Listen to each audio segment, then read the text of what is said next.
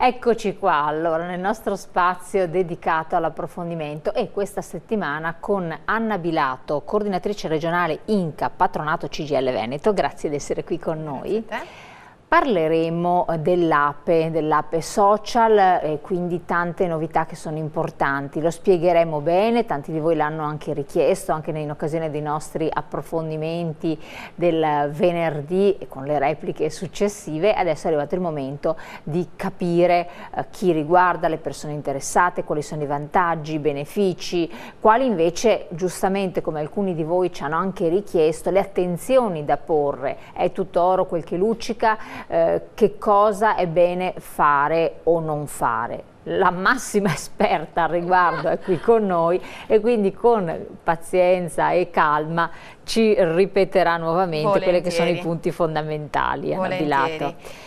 Allora, intanto questa, esatto, l'app sociale, come la può essere definita? Che cos'è? Allora, innanzitutto l'app sociale è un'indennità che per la prima volta è introdotta nel 2017 con la legge di bilancio del 2017 ed è un'indennità che viene riconosciuta a determinate condizioni.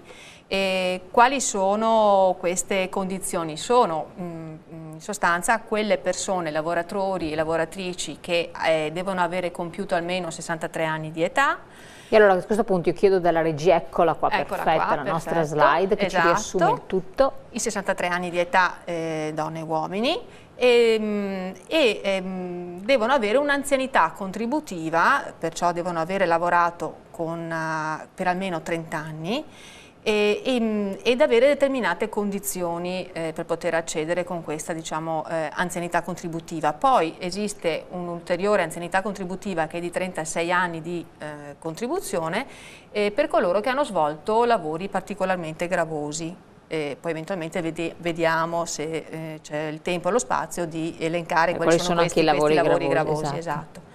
L'indennità è un'indennità che viene corrisposta per 12 mensilità all'anno ed è erogata per un importo massimo di 1.500 euro lordi mensili. Ecco, lordi, proprio perché alcuni ci hanno chiesto cosa vuol dire netti circa? Netti, poi il netto viene determinato sulla base dei carichi fiscali che ogni singola persona ha.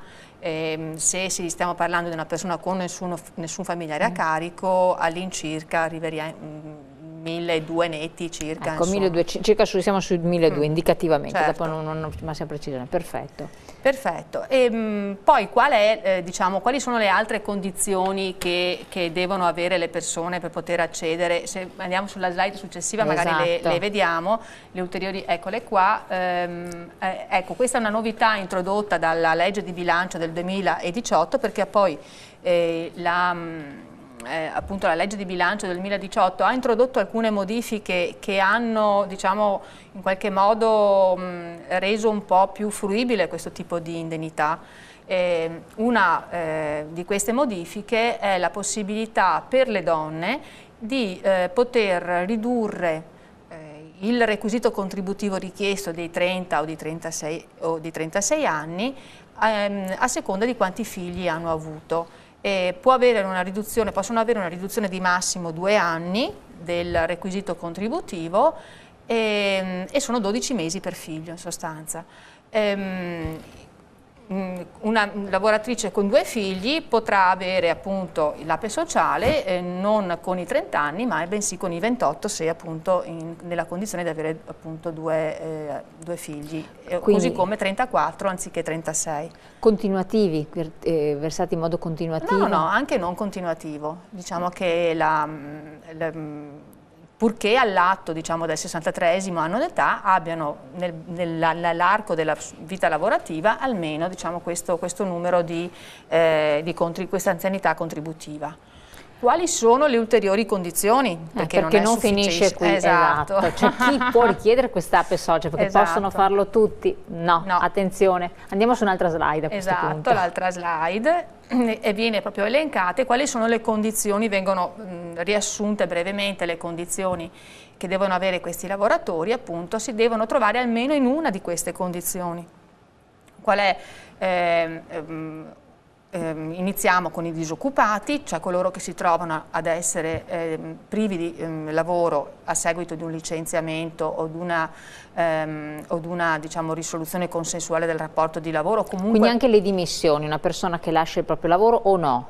Dimissioni inteso soltanto dimissioni per giusta causa, cioè quelle dimissioni che sono dettate dal fatto che un lavoratore, faccio l'esempio, si dimette perché il datore di lavoro non lo retribuisce. In questo caso è intesa come dimissione per giusta causa ed è riconosciuta come condizione per poter accedere diciamo, al status di disoccupato per accedere all'APE sociale. Devono essere poi lavoratori o lavoratrici che hanno beneficiato del trattamento per la disoccupazione che ora si chiama trattamento NASPI, e poi al termine di questa erogazione di questo trattamento devono attendere 3 mesi per poter avere poi il riconoscimento dell'APE sociale. E questa è la categoria di disoccupati, possiamo riassumere in questa diciamo, condizione. Esistono poi appunto i lavoratori che si trovano nella condizione di assistere da almeno 6 mesi una familiare riconosciuto portatore di handicap con connotazione di gravità. La legge di bilancio del 2018 ha ampliato i soggetti conviventi che possono essere riconosciuti ai sensi di questa legge, introducendo anche il parente o affine di secondo grado, cosa che non era prevista nella legge di bilancio del 2017. Perché appunto nell'anno scorso potevano accedere soltanto coloro che appunto avevano un familiare, un parente di primo grado nella condizione di handicap. Ecco, la convivenza è comunque un requisito indispensabile. Quindi convivenza o coabitazione? Convivenza si intende lo stesso numero civico, cioè abitare nello stesso nucleo familiare. Perfetto, in sostanza. Sì. Altra condizione, ovviamente una è l'alternativa all'altra, altra condizione può essere quella di quei lavoratori che si trovano ad avere una invalidità civile superiore al 74%. Questa invalidità devono essere in possesso di questa invalidità da almeno 6 mesi. E questa è un'altra condizione. Ultima condizione sono i dipendenti che svolgono da almeno 7 anni negli ultimi 10 anni attività particolarmente difficoltose e rischiose, che sono quella condizione per l'APE sociale che deve avere i 36 anni di contributi anziché i 30. E quindi sono le categorie diciamo un po' particolari. Particolari, sì, sì. Che è stata ampliata peraltro la categoria. Esatto, hanno ampliato e sono tantissime casistiche. Le nuove figure diciamo, di attività gravose, particolarmente gravose, hanno introdotto gli operai in agricoltura, i pescatori della pesca costiera, i lavoratori del settore siderurgico e i marittimi o il personale viaggiante dei trasporti marini. Secondo voi è sufficiente come categoria oppure ci sarebbero state altre persone che avrebbero avuto diritto ad essere comprese? Diciamo che per l'anno 2018 la modifica che hanno introdotto rispetto a quello che era la condizione 2017 hanno tolto un requisito che ha creato grossi problemi per il 2017 perché nell'elencazione di queste lavorazioni particolarmente gravose veniva previsto che doveva esserci almeno il 17 per 1000 del versamento del premio assicurativo INAIL per queste lavorazioni. Questo ha creato grossi problemi per il riconoscimento, in quanto non tutti questi lavoratori, pur essendo elencati in questa diciamo, lunga lista di lavori gravosi, non perfezionavano quel requisito che veniva richiesto del 17 per 1000 del premio assicurativo INAIL. Togliendolo, in qualche modo si è aperto diciamo, l'ambito di poter rientrare e di poter avere quella condizione. Sicuramente con l'inserimento di lavoratori in agricoltura e lavoratori marittimi si è aperto parecchio, perché quello è un mondo che ha un certo peso, una certa consistenza in ambito appunto di lavoratori che lavorano anche nella nostra regione in questi due settori e che purtroppo nel 2017 non hanno potuto beneficiare di questa, diciamo, di questa possibilità proprio perché erano esclusi dalla casistica appunto di lavoratori che svolgevano attività gravose. I precoci adesso, l'altra, esatto. I precoci in sostanza sono le due novità che la legge di bilancio ha introdotto nel 2017, da una parte appunto l'APE sociale che abbiamo brevemente visto e dall'altra i precoci. In sostanza i precoci è una condizione di quei lavoratori che hanno iniziato a lavorare prima del 19° anno d'età e devono avere almeno un anno di contributi da lavoro effettivo prima del 19° anno d'età, questo motivo per cui hanno messo appunto questo termine di precoci, e essendo in questa condizione possono accedere alla pensione anticipata tradizionale con un requisito ridotto a 41 anni contro i 41,10 che sono previste per le donne oppure i 42,10 che sono previsti per gli di anzianità uomini. lavorativa. Di anzianità lavorativa. Ecco, questa condizione... Che però è un margine veramente... Sì, sì, stiamo parlando di 10 mesi per le donne e un anno e 10 mesi perché è vero, quando uno ci arriva magari è là che dice... Però diciamo che molte donne che appunto... si sono trovate nel 2017 in questa condizione, di per sé poi hanno deciso, visto che la differenza erano 10 mesi, di continuare ed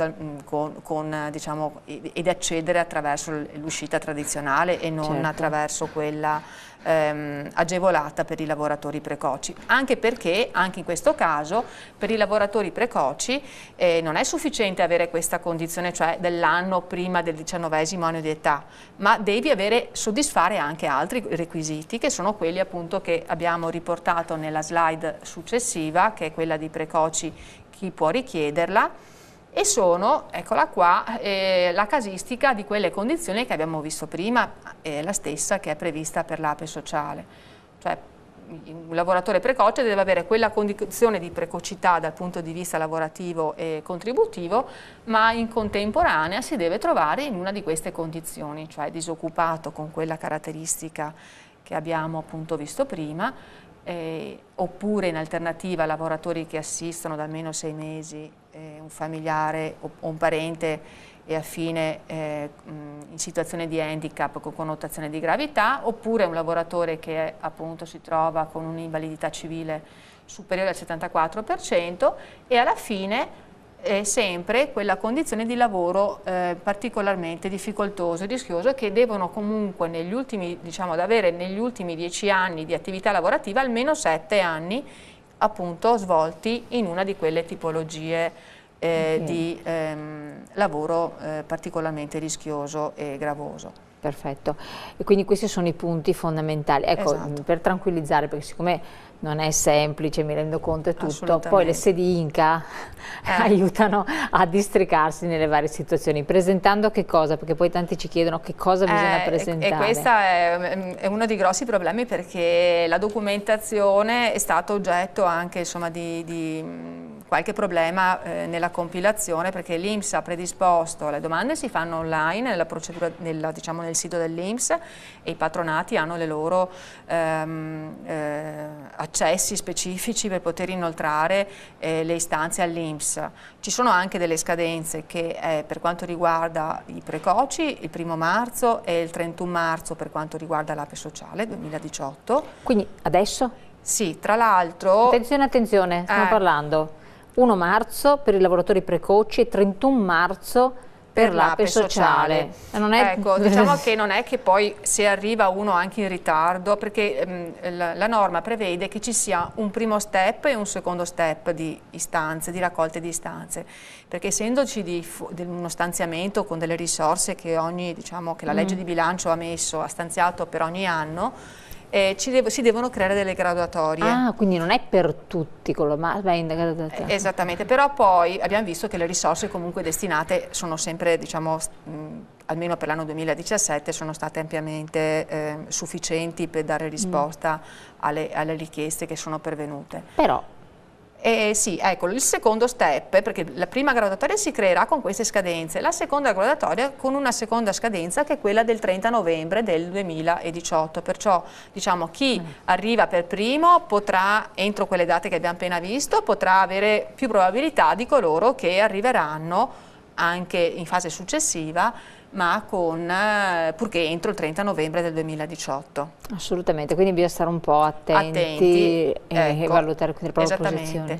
Per la documentazione ci sono dei modelli che vengono predisposti dall'INPS, che trovate nelle sedi dell'INCA, e che devono essere compilati dal datore di lavoro e dal lavoratore e poi trasmessi all'INPS a corredo della domanda che farà l'INCA. Praticamente allora andare dal datore di lavoro, farsi lasciare questi modelli, andare all'INCA, farsi aiutare nella compilazione, tutte le ulteriori domande possono essere fatte a voi come esperti, e poi farlo il prima possibile, perché bisogna entrare in questa graduatoria. C'è una graduatoria, quindi.